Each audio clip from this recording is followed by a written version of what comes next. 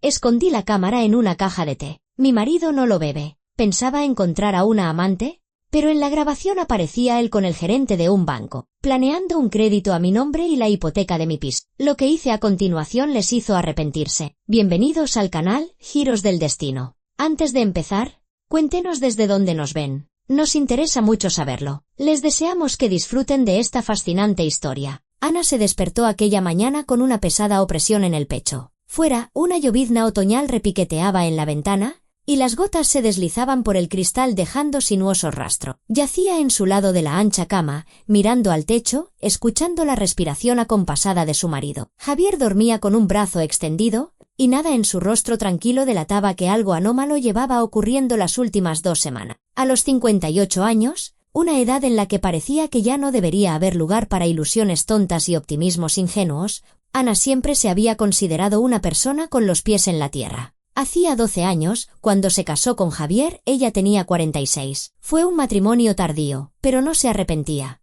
Habían pasado muchos años desde su divorcio de su primer marido. Su hija ya era mayor y vivía con su propia familia en Madrid. Ana se había acostumbrado a la soledad, se había acomodado en ella, la había hecho suya. Y de repente, apareció Javier, encantador, atento y un auténtico manita. Tenía un pequeño taller mecánico en las afueras de la ciudad, ganaba bastante bien y sabía crear un ambiente acogedor. El piso en el que vivían era de Ana. Un apartamento de 3 habitaciones en el centro, heredado de sus padres. Javier se mudó con ella después de la boda, tras vender su pequeño estudio en las afueras. El dinero, según dijo, lo invirtió en ampliar el taller. Ana no se opuso. Tenía un trabajo estable como contable en una empresa comercial, su propia propiedad inmobiliaria y algunos ahorros. No necesitaba el dinero de un hombre ni se metía en sus asuntos. Vivían en paz, sin grandes tormentas ni pasiones, pero con una calidez tranquila y habitual. Hasta hacía poco. Todo empezó unas 2 semanas atrás. Al principio fueron pequeños detalles a los que se podía no prestar atención. Javier empezó a quedarse más a menudo en el taller, alegando encargos complicados. Llegaba a casa tarde, cansado, y cenaba en silencio, con la vista clavada en el teléfono.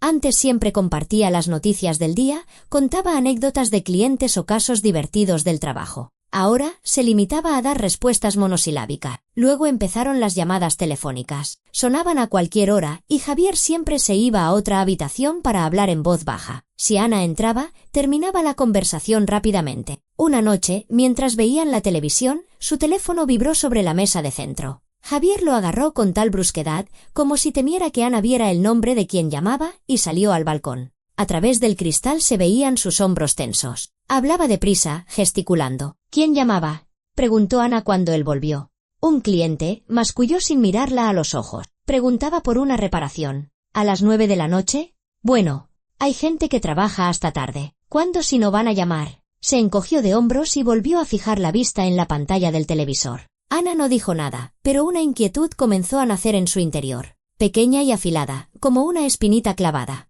Intentó convencerse de que no pasaba nada grave, que su marido simplemente estaba estresado por el trabajo, que ella era demasiado aprensiva. Pero la espina estaba clavada muy dentro y no le daba tregua. Pocos días después, se dio cuenta de que escondía el teléfono. Estaban en la cocina, desayunando. Javier miraba algo en la pantalla. Cuando Ana se levantó para servirse más té, él rápidamente giró el teléfono boca abajo y lo cubrió con un periódico. El movimiento fue brusco, poco natural. ¿Algo interesante?, preguntó Ana, intentando que su voz sonara ligera. No, ¿qué va? Noticias sin más. Él sonrió, pero la sonrisa no le llegó a los ojos. La espinita se convirtió en una espina más grande. Ana empezó a observar. Sin querer, sin buscarlo, simplemente notaba detalles que antes habrían pasado desapercibido. Javier comenzó a vestirse con más esmero, a cuidarse más. Compró una colonia nueva, aunque antes nunca usaba perfume. Pasaba más tiempo frente al espejo, arreglándose el pelo. Una amante, fue el primer pensamiento que le vino a la cabeza. La historia clásica.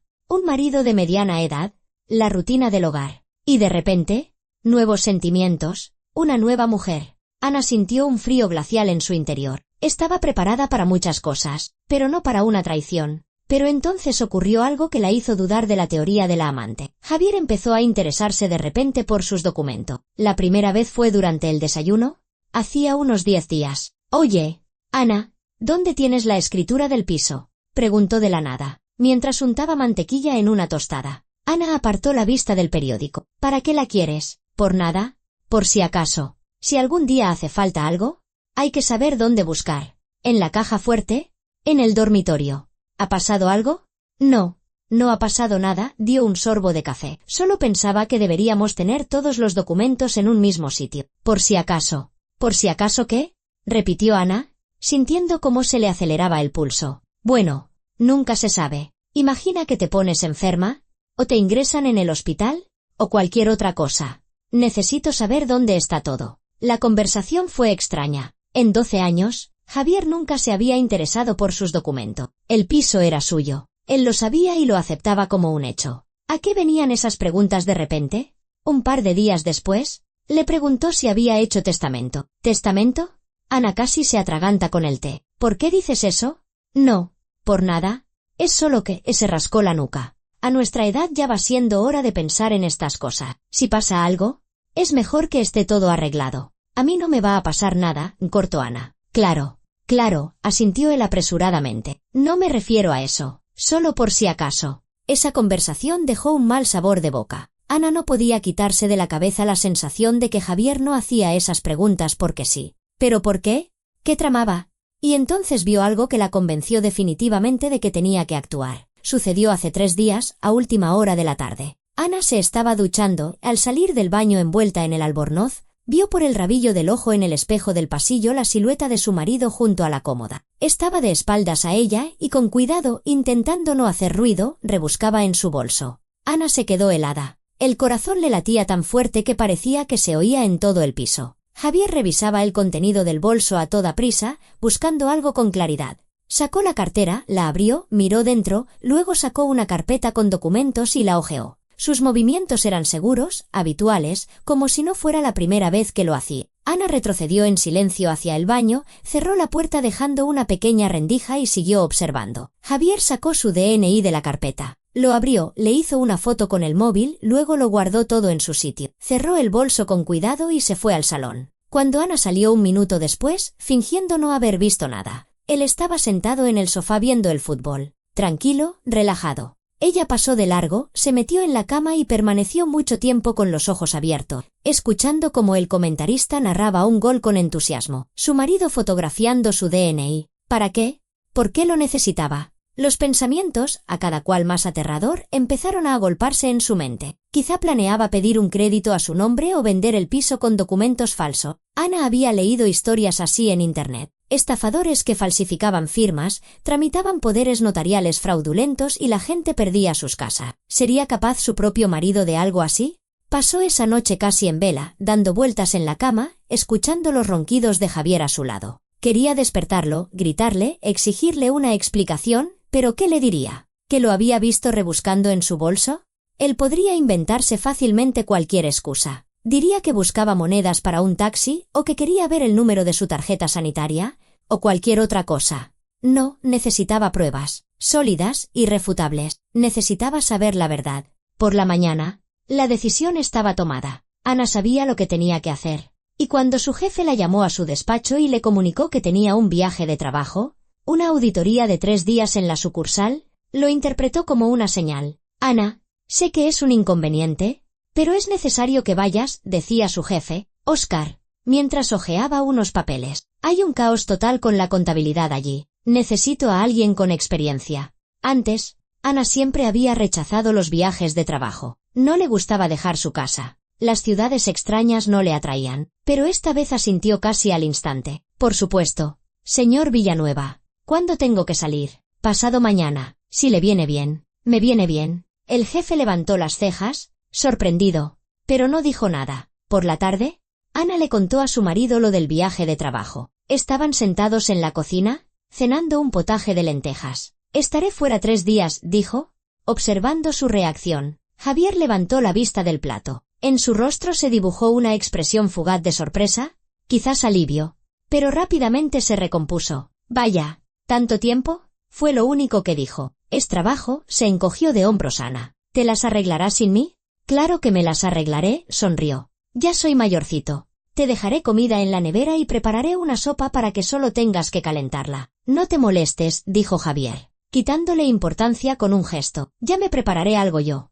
Ana asintió y siguió comiendo, aunque cada bocado se le atascaba en la garganta. 3 días en los que su marido estaría solo en casa. Si tramaba algo, era la oportunidad perfecta, solo quedaba pensar en cómo vigilarlo. Ana le dio vueltas toda la tarde, tumbada en la cama. Vigilancia, seguimiento, todo eso era imposible. Ella estaría en otra ciudad.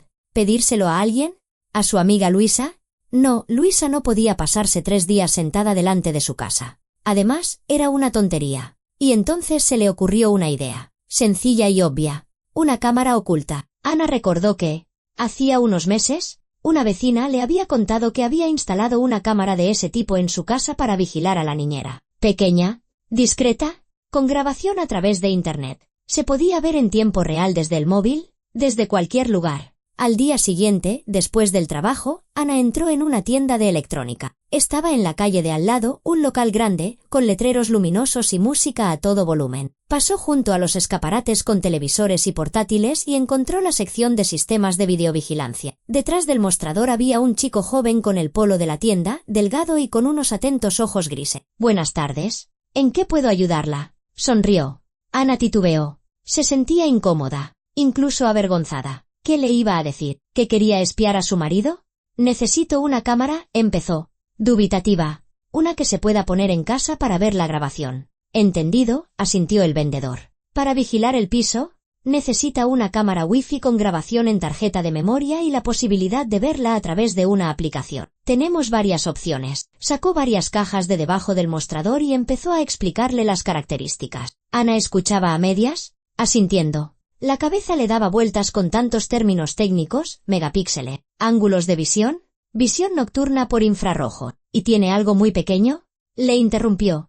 «Que no Xenoid. Una cámara en miniatura». El vendedor sacó otra caja. «Esta es del tamaño de un botón. Funciona de forma autónoma hasta 5 días con la batería interna. Se conecta al Wi-Fi de casa, graba en una tarjeta de memoria y se puede ver en directo a través de la aplicación del móvil. La calidad es buena y también graba sonido». «¿Cuánto cuesta?», preguntó Ana. El vendedor le dijo el precio. No era barata, pero Ana no lo dudó ni un segundo. «Me la llevo», dijo. «Perfecto. Ahora le cobro. ¿Quiere que le explique cómo configurarla?». «Sí, por favor». Pasaron unos 15 minutos junto al mostrador. El vendedor le enseñó cómo instalar la aplicación en el teléfono, cómo conectar la cámara al Wi-Fi y cómo configurar la grabación. Todo resultó ser más fácil de lo que Ana pensaba. Incluso ella, que no era muy hábil con la tecnología, entendió lo básico. «Lo importante es que coloque la cámara donde pueda ver lo que necesita», le explicó el chico, «y que le llegue bien la señal del Wi-Fi. Si tiene alguna duda, llámenos y le ayudaremos». Ana le dio las gracias, cogió la bolsa con su compra y salió a la calle. Estaba anocheciendo. Las farolas ya se habían encendido. La gente caminaba deprisa por la acera. Se quedó parada junto a la tienda, abrazando la bolsa, sintiendo cómo le martilleaba el corazón. Iba a espiar a su propio marido. ¿Era normal? ¿Era correcto? Pero entonces recordó cómo él rebuscaba en su bolso, cómo fotografiaba su DNI, cómo escondía el teléfono. Y un nudo se le formó en el estómago. No, tenía que saber la verdad. Tenía que protegerse a sí misma, su casa, su vida. En casa, Ana sacó la cámara de la caja. Un artilugio diminuto, del tamaño de una moneda. Costaba creer que algo tan pequeño pudiera grabar vídeo y transmitirlo por Internet. Instaló la aplicación en el móvil siguiendo las instrucciones y conectó la cámara al Wi-Fi de casa. Funcionó a la primera. En la pantalla del teléfono apareció la imagen del techo de su habitación, donde estaba sentada en ese momento. Ahora quedaba elegir el lugar. Ana recorrió el piso, sopesando las opciones. ¿El dormitorio? No, si Javier tramaba algo, era poco probable que lo hiciera allí. La cocina tampoco era adecuada. El salón. Esa era la mejor opción. Allí pasaban la mayor parte del tiempo. Estaba el sofá, la mesita de centro, la televisión. Si su marido se reunía con alguien o discutía algo por teléfono, lo más probable es que fuera allí. Pero, ¿dónde esconder la cámara para que Javier no la descubriera? Ana inspeccionó el salón. Estanterías con libros, macetas con plantas, figuritas decorativas. Su marido veía todo eso a diario, notaría cualquier cambio. Su mirada se posó en el arco que comunicaba el salón con la cocina. Allí, en una pequeña balda, había una caja de infusión de manzanilla con menta. Ana la tomaba por las noches para dormir mejor. Javier, en cambio, no soportaba las infusiones, le daban arcadas solo con olerla. Él prefería el café solo y bien cargado. No había tocado esa caja en meses. El lugar perfecto. Ana cogió la caja con cuidado y la abrió. Dentro había varias bolsitas de infusión. Las sacó, las dejó a un lado. Cogió unas tijeras pequeñas e hizo un agujero preciso en la parte frontal de la caja, a la altura de los ojos. Fijó la cámara en el interior con cinta adhesiva, de manera que el objetivo apuntara hacia afuera a través del orificio. Volvió a meter las bolsitas, cubriendo la cámara. A un par de pasos de distancia no se notaba nada, una simple caja de té. Colocó la caja de nuevo en la balda, se alejó, sacó el móvil y abrió la aplicación. En la pantalla apareció la imagen del salón. Una vista nítida y con buen ángulo. Se veía todo el sofá, la mesita de centro y parte del pasillo. Incluso grababa el sonido. Ana dio una palmada a propósito y en la grabación se oyó perfectamente. Todo estaba listo. Quedaba la última noche antes de su partida. Ana intentó comportarse con normalidad. Preparó la cena. Comieron. Vieron la televisión. Javier estaba pensativo, distraído varias veces con el teléfono. Ana fingió no darse cuenta. «No te olvides de regar las plantas», le dijo antes de dormir. «O se secarán». «No me olvidaré», asintió él. «Y en la nevera queda potaje. Lo calientas y estará como recién hecho». «Ana, ya basta», sonrió Javier. «No soy un niño. Puedo apañármela solo 3 días». Ella se acostó, escuchándolo trajinar en el baño. Luego él vino, se tumbó a su lado, le pasó un brazo por encima y la abrazó. «Buenas noches», le susurró. «Buenas noches», respondió Ana. Permaneció con los ojos abiertos. El brazo de su marido sobre su hombro le pesaba. Se sentía ajeno. ¿Pensaba en el día siguiente? ¿En lo que vería en la grabación? ¿En lo que haría si sus sospechas se confirmaban? Por la mañana, Javier la acompañó a la parada del autobús. Lloviznaba. Él sostenía un paraguas sobre ella. En la parada la abrazó y le dio un beso en la mejilla. «Llámame si necesitas algo», dijo él. «Claro». Ana se obligó a sonreír. El autobús urbano llegó. Se sentó junto a la ventanilla y le dijo adiós con la mano a su marido. Él se quedó en la parada, siguiéndola con la mirada. Luego se dio la vuelta y se marchó. Ana se recostó en el asiento y cerró los ojos. Había empezado. Ahora solo quedaba esperar. El tren llegó a Zaragoza casi al anochecer. Ana cogió un taxi hasta el hotel, mirando en silencio por la ventanilla las calles desconocidas, los edificios grises por la lluvia, los escasos peatones bajo sus paraguas. El taxista intentó iniciar una conversación, pero ella respondía con monosílabos y él pronto se calló. El hotel resultó ser modesto, un edificio antiguo de 3 plantas no muy lejos del centro. En el vestíbulo olía a lejía y a ambientador barato. Detrás del mostrador,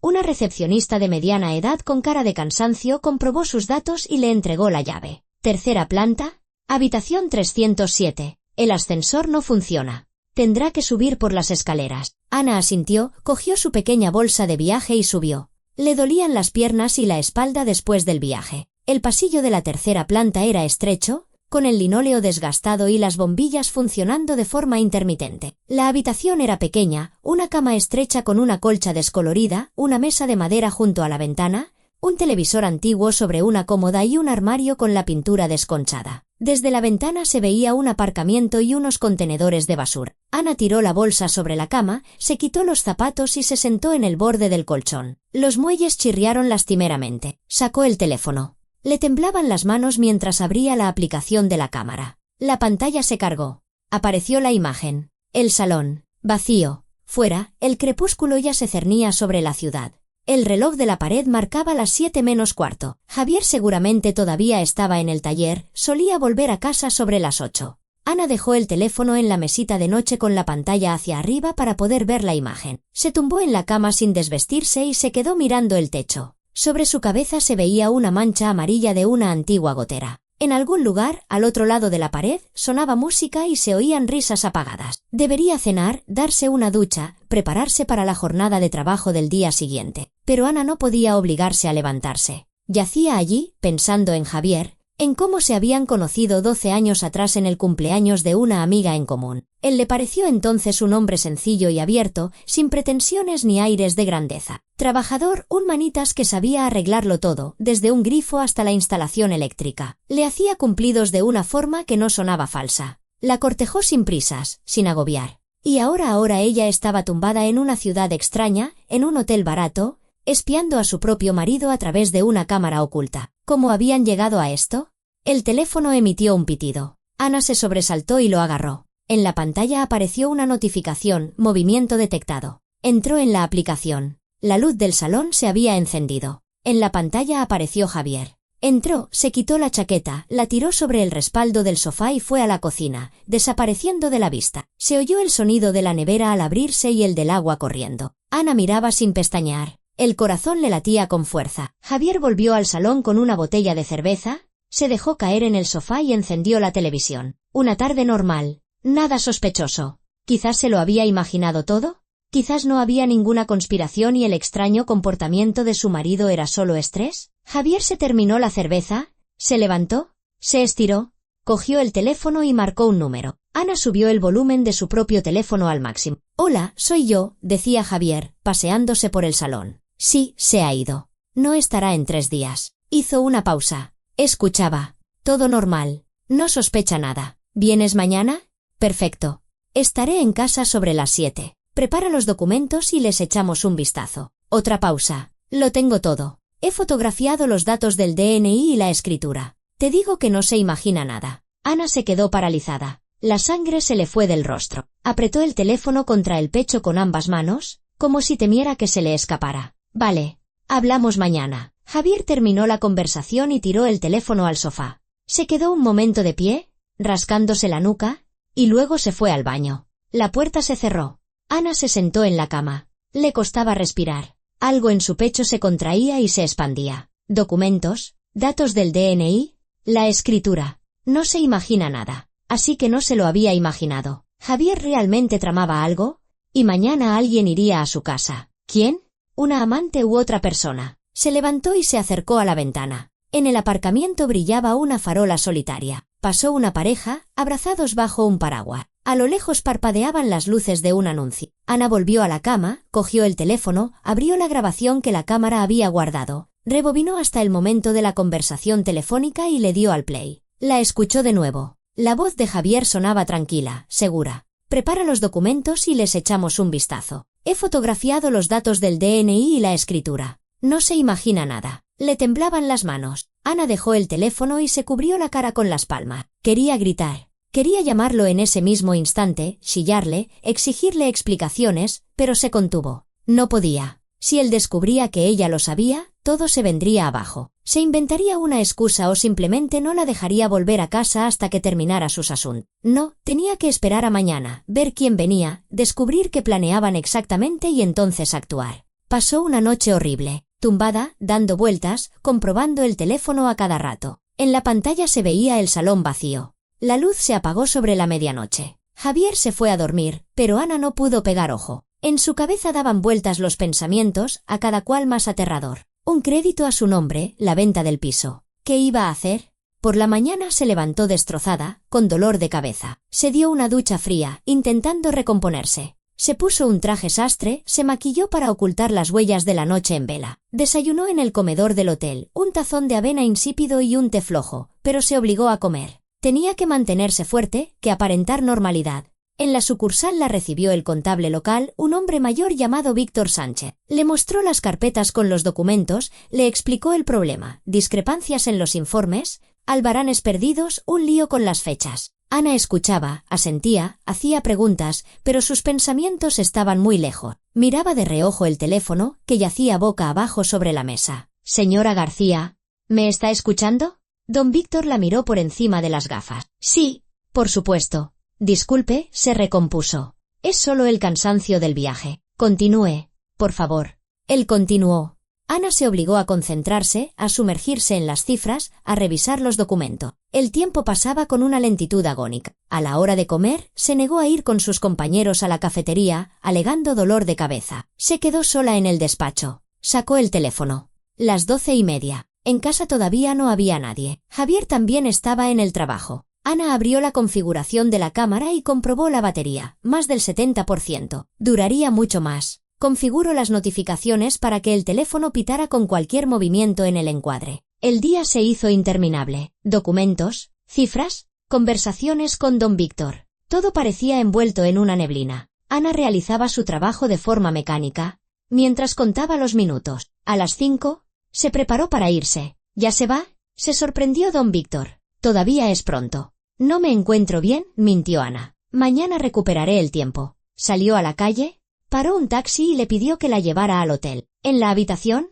Se quitó los zapatos y se desplomó en la cama con el teléfono en la mano. Las 6 de la tarde. Javier había dicho que estaría en casa a las 7. Abrió la aplicación. El salón estaba vacío. Esperó. A las 7:10, Javier apareció en la pantalla. Entró, se quitó la chaqueta, inspeccionó la habitación, fue a la cocina y volvió con un paño. Limpió el polvo de la mesita, luego ahuecó los cojines del sofá y retiró los periódicos. Se estaba preparando para la visita. Ana se aferró al teléfono. El corazón le latía tan fuerte que le retumbaba en las sienes. A las 7:05, sonó el timbre. Javier fue a abrir. La cámara no captaba el recibidor, pero se oían voces. Pasa, decía Javier. Gracias. Vaya tiempo. Estoy empapado, respondía una voz masculina. Desconocida. Insinuante. En el salón aparecieron dos hombres. Javier y un tipo de unos 40 años con un traje de negocios gris y un maletín en la mano. Era bajo, corpulento, con el pelo cuidadosamente peinado hacia atrás y la cara redonda. Inspeccionó el salón con aire de tasador. No está mal el piso, comentó. En el centro, un edificio sólido. 3 habitaciones. 3, asintió Javier. Pasa, siéntate. Se sentaron en el sofá. El desconocido colocó el maletín sobre sus rodillas, lo abrió y sacó una carpeta con documento. A ver, don Javier, empezó con tono profesional. Lo he comprobado todo. El piso está a nombre de su esposa, Ana García López, de Soltera Morales. Lo recibió en herencia de su madre en 2005. No tiene cargas, no está hipotecado. Correcto, confirmó Javier. Bien, entonces, podemos tramitar un crédito a su nombre con la garantía de este piso. Unos 150.000 euros. El banco, Capital Seguro, aprobará la solicitud sin problemas. Soy gerente allí. Ignacio Romero Vargas. Llevo mucho tiempo trabajando y tengo contacto. Ana se quedó helada. Un crédito de 150.000 euros, con la garantía de su piso. ¿Y cómo se hace eso si ella no está al tanto? Preguntó Javier. Su voz sonaba preocupada, pero no sorprendida, como si ya lo hubieran hablado antes. El método es sencillo.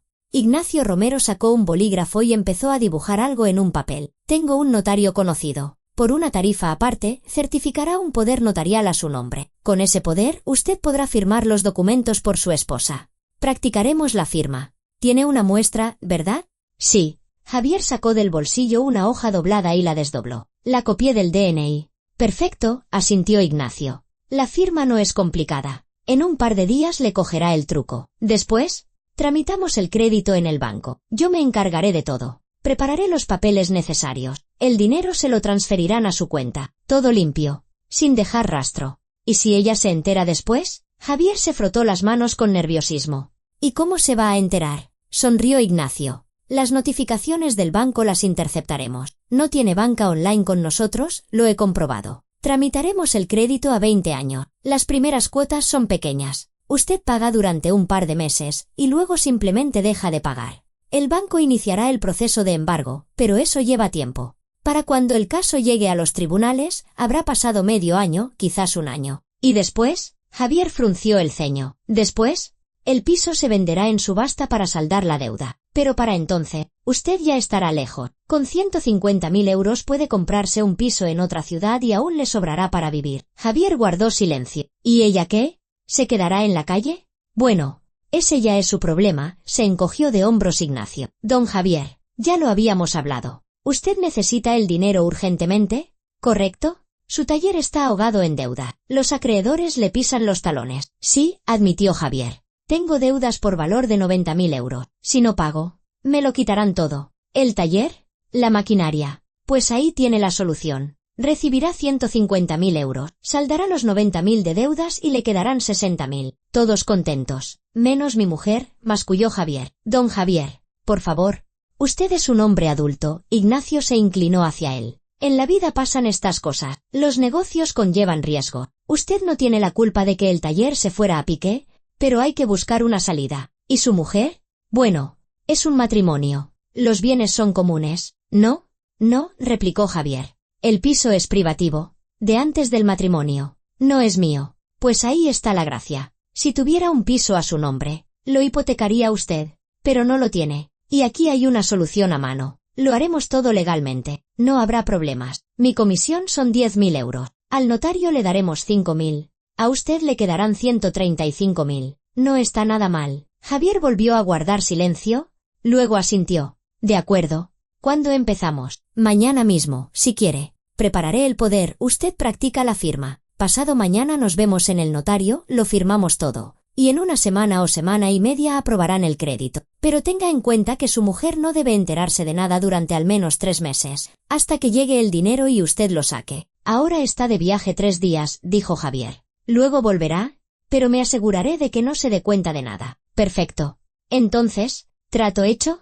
Trato hecho. Se dieron la mano. Ignacio Romero guardó los documentos en el maletín y se levantó. Mañana le llamo y le envío un borrador del poder para que practique la firma. Y tráigame también el DNI de su mujer. Necesito una copia a color de buena calidad. ¿Lo traeré?, prometió Javier. Pero con cuidado, ¿vale? No quiero que ella salga perjudicada. No saldrá perjudicada, dijo Ignacio, restándole importancia. Como mucho, su historial crediticio se verá afectado. Pero no es el fin del mundo. A cambio, usted salvará su negocio. Se dirigieron a la salida. Ana oyó el portazo de la puerta de entrada. Javier volvió al salón, se desplomó en el sofá y se quedó mirando al suelo. Luego sacó un paquete de tabaco. Había dejado de fumar hacía 5 años, pero ahora encendió un cigarrillo y dio una calada profunda. El humo flotó en el aire. Ana miraba la pantalla del teléfono. La habitación a su alrededor parecía haber desaparecido. Solo existía esa imagen, su marido, sentado en su sofá,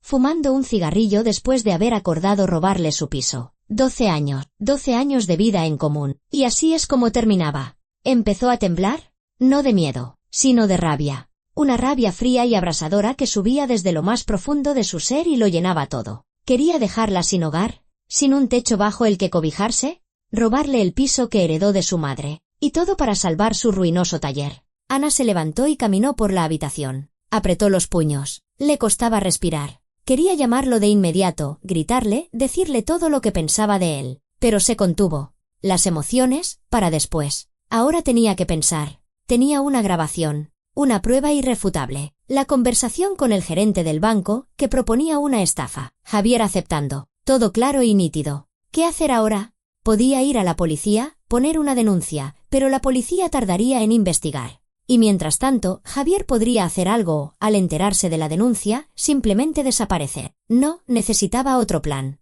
Ana se sentó en la cama, cogió un bloc de notas y empezó a escribir. Siempre lo hacía cuando la cabeza le bullía de pensamiento, le ayudaba a ponerlo todo sobre el papel, estructurarlo. Javier y ese tal Ignacio iban a tramitar un crédito a su nombre. Para ello, necesitaban un poder notarial falso y su firma en los documentos. El gerente prometió arreglarlo todo a través de su banco, Capital Seguro. ¿Y si ella volvía y fingía no saber nada?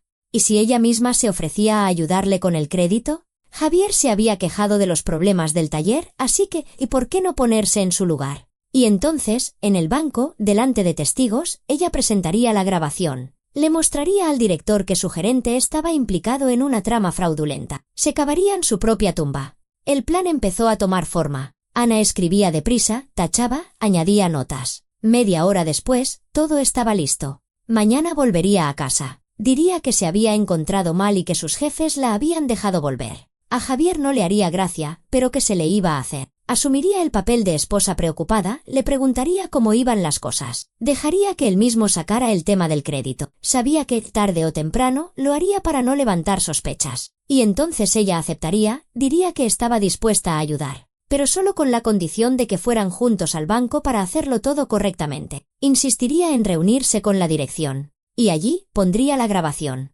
Ana guardó el vídeo de la cámara en el teléfono y luego lo copió en un pendrive que llevaba consigo para los documentos del trabajo. 2 copias. Por si acaso. Se durmió ya de madrugada, pero ya no sentía miedo ni confusión. Solo un frío cálculo. Javier quería engañarla. Pues bien, a ver quién engañaba a quién. Ana regresó a casa al día siguiente, cerca del mediodía. Sacó las llaves y abrió la puerta. El piso olía a café y a tabaco. Javier salió del salón y su rostro se alargó por la sorpresa. Ana, ¿qué haces aquí tan pronto? Se quedó paralizado en el umbral. Me encontré mal. Ana dejó la bolsa en el recibidor y se quitó el abrigo. Me subió la tensión. ¿Los jefes me dejaron volver? Dijeron que don Víctor ya terminaría él solo. Pasó a su lado y fue a la cocina. Encendió el hervidor. Tenía las manos firmes y la voz tranquila. Había ensayado esa escena frente al espejo del hotel, meditando cada palabra, cada gesto. ¿Quizá deberías ir al médico? Javier la siguió con la mirada. No hace falta. Me he tomado una pastilla y ya estoy mejor. ¿Será el cansancio? Supongo. ¿Qué tal por aquí? ¿No has pasado hambre? No. ¿Todo bien? Se rascó la nuca. Me las he arreglado. Ana sirvió té en 2 tazas y se sentó a la mesa. Javier se sentó enfrente, jugueteando con la cucharilla, en silencio. Ella veía lo nervioso que estaba, como buscaba las palabras. Oye, Ana, empezó por fin. Necesito hablar contigo de algo serio. ¿De qué? Levantó la vista hacia él. Del taller. Tengo problemas económicos. Bueno, problemas graves. Se me han acumulado las deudas. Los acreedores me exigen el dinero. Si no pago, pueden quitarme el taller. ¿Cuánto? Preguntó Ana, cortante. 90.000 euros. Ella silbó. Es una suma importante. ¿De dónde han salido esas deudas? Compré maquinaria a crédito. Luego empezaron a bajar los encargos. No podía pagar a tiempo. Se acumularon los intereses. Una bola de nieve. En fin. ¿Y qué piensas hacer? Javier titubeó. He pensado en pedir un crédito grande. ¿Para refinanciar? Por así decirlo. Saldar las deudas antiguas y empezar de cero. ¿Con qué garantía? Si no tienes nada. Ese es el problema. La miró con cautela. Pensaba que a lo mejor tú podrías ayudarme. ¿Yo? Ana puso cara de sorpresa. ¿De qué manera? Bueno, tu piso. Se podría usar como garantía para el crédito. ¿Yo pagaría las cuotas? Por supuesto. Eso ni se discute. Solo necesito la garantía para que el banco lo apruebe. Ana bebió un sorbo de té lentamente, en silencio, con la vista fija en la taza. Javier se removía en la silla. Entiendo que es mucho pedir, continuó él, pero estoy en un callejón sin salida. ¿De verdad? Y somos una familia. Tenemos que ayudarnos, ¿no? ¿Cuánto quieres pedir? Preguntó ella sin levantar la vista. Unos 150.000. Para tener margen, saldar las deudas y reflotar el taller. 150.000 euros, repitió Ana. Con la garantía de mi piso. Sí, pero yo lo pagaré. Te lo juro. Ni te darás cuenta. Ella levantó la vista hacia él. En el rostro de Javier se leía la ansiedad, pero también la esperanza. Creía que ella aceptaría. Por supuesto que lo creía. 12 años juntos. Ella nunca le había negado nada. ¿Sabes, Javi? Dijo Ana lentamente. Es mucho dinero. Arriesgar el piso da miedo. Pero tienes razón. Somos una familia. Si tienes problemas, hay que ayudar. El rostro de Javier se iluminó. Entonces, ¿estás de acuerdo? De acuerdo, asintió ella. Pero con una condición. ¿Cuál? Quiero entenderlo todo bien. Ir al banco. Hablar con el gerente. Ver las condiciones del crédito. Saber a qué me expongo. Al fin y al cabo, es mi piso. Debo conocer todos los riesgos. Javier hizo una mueca. ¿Pero para qué? Ya me encargo yo de todo. Lo tramito yo. Javi. Son 150.000 euros, dijo Ana con firmeza. Con la garantía de mi única vivienda. Quiero asegurarme personalmente de que todo está en orden. Es un deseo normal, ¿no crees? Él guardó silencio. Bueno, en principio sí. Claro. Pues perfecto. ¿A qué banco pensabas ir? A Capital Seguro, respondió Javier a regañadiente. Un gerente conocido de allí me prometió ayudar con los trámites. Genial. Pues mañana vamos juntos. ¿Mañana? Frunció el ceño. ¿No es un poco pronto? Aún no estoy listo. No he reunido todos los papeles. Javi, tú mismo dices que es urgente, que los acreedores te pisan los talones. ¿Para qué esperar? Llama a tu conocido. Concierta una cita para mañana. Yo me pediré el día libre en el trabajo. Javier la miraba, y Ana vio la duda reflejada en sus ojos. Claramente, no esperaba que ella aceptara con tanta facilidad, y mucho menos que quisiera ir al banco en persona. Está bien, dijo él finalmente. Hablaré con él. Intentaré conseguir una cita para mañana. Maravilloso. Ana se levantó y recogió las tazas. Voy a tumbarme un rato. Estoy cansada del viaje. Tú llama. Se fue al dormitorio. Cerró la puerta, se tumbó en la cama y se quedó mirando al techo. El corazón le latía con fuerza, pero sonreía. Había picado el anzuelo. Ahora solo quedaba llevar el plan hasta el final. Media hora después, Javier llamó a la puerta. Ana, ya he concertado la cita. Mañana a las 2 de la tarde con el gerente, Ignacio Romero. Perfecto, respondió Ana. Gracias. Oyó cómo se alejaba. Sacó el teléfono y comprobó la grabación de la cámara. Seguía allí. ¿El pendrive? En el bolso. Todo listo. La tarde transcurrió en un silencio tenso. Javier estaba visiblemente nervioso, mirando a Ana de vez en cuando. Ella fingía no darse cuenta. Preparó la cena. Habló del viaje de trabajo, de Zaragoza, del trabajo. La típica conversación trivial. Por la noche apenas durmió. Yacía en la cama, escuchando a Javier dar vueltas a su lado. Se preguntaba en qué estaría pensando. Temería que ella sospechara algo o ya se imaginaba gastando los 150.000 euros. Por la mañana, Ana se vistió con esmero. Un traje sastre, una blusa blanca, un maquillaje discreto, aspecto profesional. Reunió los documentos, el DNI, la escritura de propiedad del piso, y metió en el bolso el pendrive con la grabación. ¿Lista?, preguntó Javier al salir del baño. Lista. Fueron al centro en su coche. Javier guardaba silencio, con las manos aferradas al volante. Ana miraba por la ventanilla. La ciudad seguía su ritmo habitual. La gente corría a sus quehaceres. Las tiendas lucían sus escaparates iluminados, las paradas de autobús estaban abarrotadas. Nadie sabía que en ese momento se estaba decidiendo el destino de su vida. El banco, Capital Seguro, ocupaba un moderno edificio de cristal y hormigón. Subieron a la tercera planta y encontraron el despacho del gerente. En la puerta, una placa, Ignacio Romero Vargas. Javier llamó. Desde dentro se oyó un «adelante». Entraron. Detrás de un escritorio estaba sentado el mismo hombre que Ana había visto en la grabación, corpulento, cara redonda, traje gris. Se levantó y sonrió. «Don Javier, buenos días. Pasen». Su mirada se deslizó hacia Ana, y la sonrisa se volvió un poco más forzada. «Y esta debe de ser su esposa». «Sí». Ana García, la presentó Javier. «Encantado». Ignacio Romero le tendió la mano. Ana se la estrechó. Estaba húmeda. Se sentaron. El gerente sacó una carpeta con papeles y empezó a extenderlos sobre la mesa. «Bien, don Javier me ha explicado su situación. Necesitan un crédito de 150.000 euros con garantía inmobiliaria. He preparado un cálculo preliminar. Plazo de 20 años, tipo de interés del 14% anual». «Perdone», le interrumpió Ana. «¿Puedo ver los documentos?» Ignacio Romero vaciló un segundo. «Por supuesto. Aquí tiene». Le tendió los papeles. Ana los cogió y empezó a estudiar con atención el contrato de crédito, el plan de amortización, el contrato de hipoteca. Todo parecía estándar. «Señora García, si tiene alguna pregunta, no dude en consultarme». El gerente adoptó un aire de profesional dispuesto a ayudar. «La tengo», asintió ella. «En primer lugar, me gustaría aclarar todas las condiciones personalmente con la directora del banco. Es una suma considerable y quiero estar segura de que todo se tramita correctamente». El rostro de Ignacio Romero se alargó ligeramente. «¿La directora del banco? Pero es un procedimiento estándar. Puedo encargarme yo de todo». «Insisto», dijo Ana con firmeza. «Quiero hablar con la directora. ¿Es posible organizarlo?» El gerente intercambió una mirada con Javier. Este se encogió de hombro. «Bueno, en principio sí», masculló Ignacio. «Intentaré contactar con ella ahora». Descolgó el teléfono interno y marcó un número. «Elena, buenos días. Tengo aquí a unos clientes que querrían reunirse contigo por un crédito importante. ¿Puedes recibirnos?» «Sí, ahora mismo. Gracias». Colgó. «La directora puede recibirlos. Su despacho está al final del pasillo.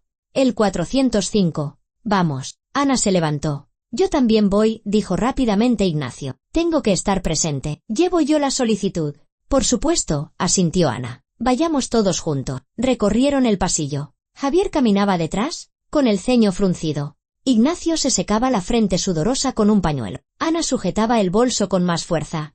Allí dentro estaba el pendrive. El despacho de la directora era espacioso, con un ventanal panorámico y mueble sólido. Detrás de un escritorio estaba sentada una mujer de unos 50 años, con un traje oscuro impecable, el pelo corto y una mirada atenta. «Buenos días». Se levantó.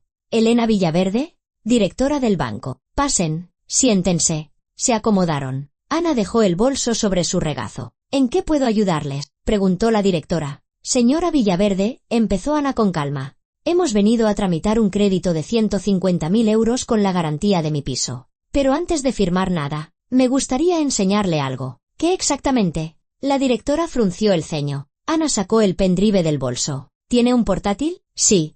Elena Villaverde deslizó el portátil hacia el centro de la mesa. «¿Qué quiere enseñarme?». «La grabación de una conversación». De su gerente, Ana señaló con la cabeza a Ignacio, «con mi marido». El rostro del gerente palideció. Javier se crispó, como si fuera a levantarse. «¿Qué grabación?», preguntó bruscamente. «¿La de anteayer?». «En mi piso». Ana introdujo el pendrive en el portátil y abrió el archivo. «Cuando discutían cómo tramitar un crédito a mi nombre, falsificando la firma y un poder notarial». Se hizo el silencio.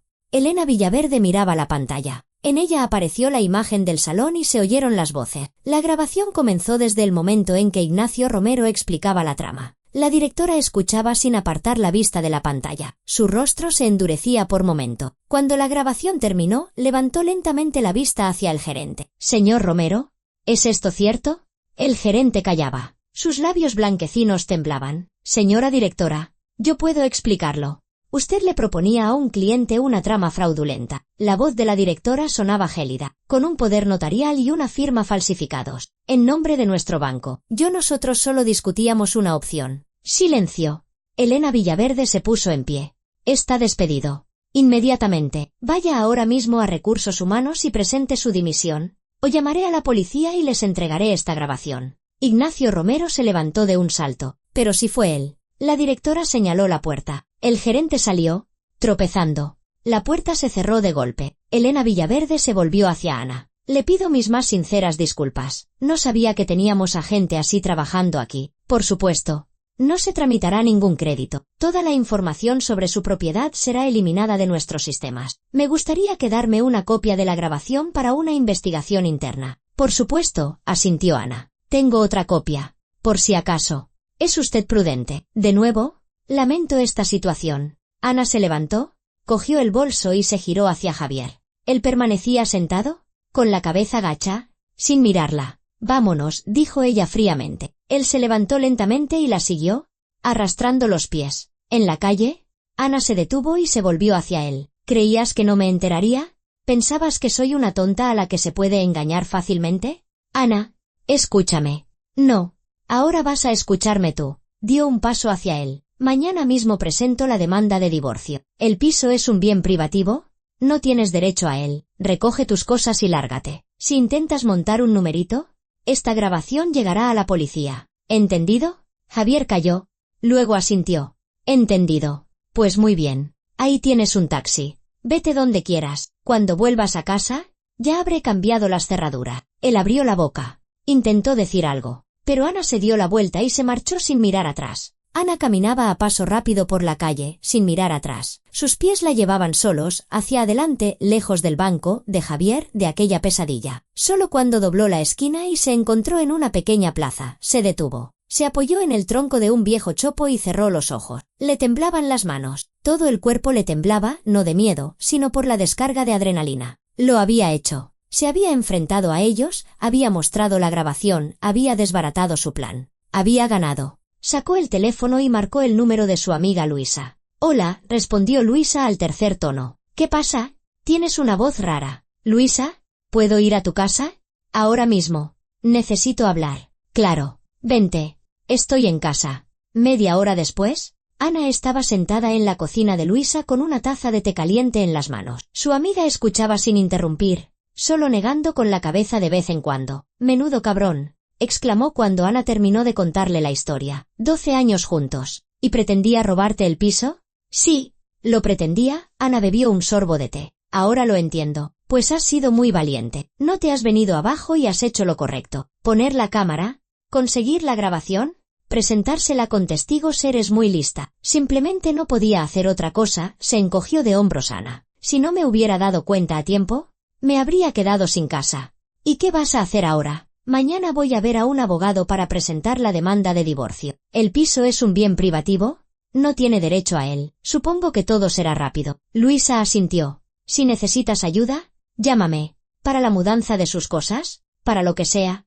Te ayudaré. Gracias, Luisa. Se quedaron una hora más, hablando de todo y de nada. Luisa intentaba distraerla, le contaba cosas del trabajo, de sus nietos, de los vecinos. Ana escuchaba a medias, asintiendo. En su interior todavía se arremolinaba una tormenta de emociones, rabia, dolor, decepción. Pero poco a poco, la tormenta amainó, dando paso a una fría claridad. La vida seguía. Tenía que seguir adelante. Por la tarde, Ana volvió a casa. Subió las escaleras y abrió la puerta. El piso estaba en silencio. Javier no estaba. Al parecer, se había ido a alguna parte, tal como ella le había ordenado. Recorrió las habitaciones. Todo estaba en su sitio. El salón, donde 2 días antes se habían sentado su marido y aquel gerente para planear cómo robarla. El dormitorio, donde durante tantos años había dormido junto al hombre que consideraba su compañero. Ana se acercó a la estantería de la cocina, cogió la caja de té, la abrió y sacó la cámara. El pequeño artilugio que le había salvado la vida. La sostuvo en la palma de la mano y la miró. Gracias, dijo en voz baja, y guardó la cámara en un cajón. A la mañana siguiente, Ana se levantó temprano, se vistió y llamó al trabajo para decir que se tomaba unos días libres por asuntos familiares. Luego buscó en internet el contacto de un bufete de abogados y pidió cita. La abogada, una mujer de unos 40 años con una mirada perspicaz, escuchó su historia. ¿Tiene la grabación?, le preguntó. Sí, aquí está. Ana le entregó el pendrive. La abogada la vio y asintió. Bien. Es una prueba contundente. No habrá problemas con el divorcio. El piso es un bien privativo suyo, por lo que su cónyuge no puede reclamarlo en el reparto de bienes. Presentaremos la demanda y el juicio se fijará en un mes o mes y medio. Dadas las circunstancias, el divorcio se tramitará rápidamente. Y si él intenta impugnar algo, tenemos la grabación de su conversación sobre la trama fraudulenta. Si intenta reclamar algo, la usaremos. Pero dudo que quiera complicarse. Sería demasiado arriesgado para él. Ana sintió un gran alivio. Perfecto. ¿Cuándo podemos empezar? Ahora mismo. Vamos a preparar los documentos. Pasaron 2 horas en el despacho. Ana firmó papeles, respondió a preguntas, aclaró detalles. Cuando salió a la calle, se sentía agotada, pero tranquila. El proceso había comenzado. Volvió a casa al atardecer. En el rellano se encontró a Javier. Estaba sentado en las escaleras junto a la puerta, cabizbajo, con una bolsa en las manos. Ana, ¿podemos hablar? Levantó la cabeza. Habla. Se detuvo a 2 pasos de él, sin acercarse. Entiendo que estés enfadada conmigo. Me lo he ganado. Pero déjame que te explique. Explica. Javier se levantó y se metió las manos en los bolsillos. Es verdad que el taller está ahogado en deuda. 90.000 euros. Me metí en esto pensando que saldría, pero no pude. Los acreedores me llamaban todos los días, me amenazaban. No dormía por las noches, pensando en cómo salir del paso. Y entonces apareció este Ignacio Romero y me propuso el plan. Dijo que era fácil, que tú ni te enterarías. Y tú aceptaste robarme el piso, dijo Ana con frialdad. No quería robarlo, exclamó él. Quería pedir el crédito, saldar las deudas y luego ir pagando poco a poco. Pensé que podría hacerlo. Sin mi conocimiento, con documentos falsos. ¿Eso se llama estafa? Javier, es un delito. Lo sé, bajó la cabeza. Lo entiendo. Soy un imbécil. Me asusté. Entré en pánico. Pero al final no lo hice, solo porque te detuve al descubrirlo a tiempo. Si no llega a ser por la cámara, habrías llevado el plan hasta el final. Me habrías dejado sin casa. Javier guardó silencio. Luego dijo en voz baja, lo siento, no sé qué más decir. Perdóname. Ana lo miró. A ese hombre con el que había vivido 12 años, que le preparaba el desayuno, arreglaba las cosas rotas, la abrazaba por las noches y que había planeado robarle su hogar. He presentado la demanda de divorcio, dijo ella con calma. La abogada dice que en 2 meses estará todo resuelto. Puedes venir a por tus cosas. Ven cuando yo no esté en casa. Le dejaré las llaves a la vecina. Solo avísame antes. Ana, se acabó. Javi, no tenemos nada más que hablar. Sacó las llaves, abrió la puerta.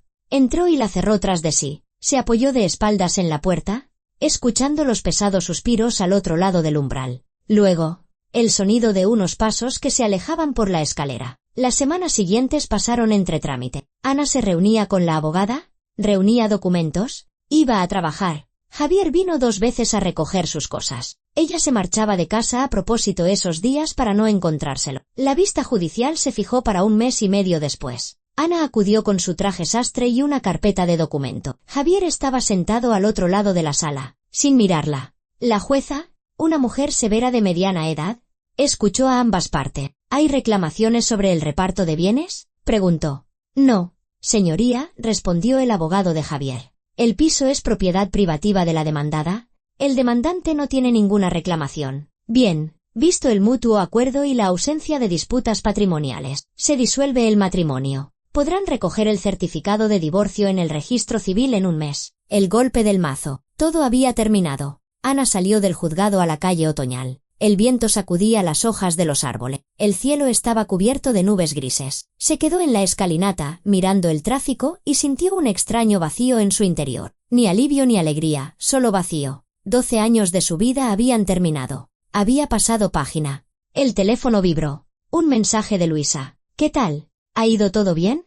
Ana tecleó la respuesta. Sí. Divorciados. Luego te llamo y te cuento. 1 mes después, recogió el certificado de divorcio, un documento oficial con sellos y firmas, la confirmación formal de que su matrimonio ya no existía. Ana lo llevó a casa, lo guardó en la caja fuerte con los demás documentos y luego recorrió el piso. Silencio, vacío. Solo sus cosas, sus muebles, su vida sin la presencia de nadie más. Y eso era bueno. Poco a poco, su vida fue encontrando un nuevo cauce. Ana iba a trabajar, quedaba con sus amigas, los fines de semana iba a su casa del pueblo. Por las tardes leía, veía películas, se ocupaba de la casa. Sola, pero tranquila. Pasó medio año. El invierno dio paso a la primavera y la primavera al principio del verano. Un fin de semana de mayo, Ana estaba sentada en la cocina con una taza de esa misma infusión de manzanilla con menta. Sobre la mesa había un libro, fuera, los pájaros piaban. Llamaron a la puerta. Ana abrió. En el umbral estaba Luisa con una tarta en las manos. «Hola,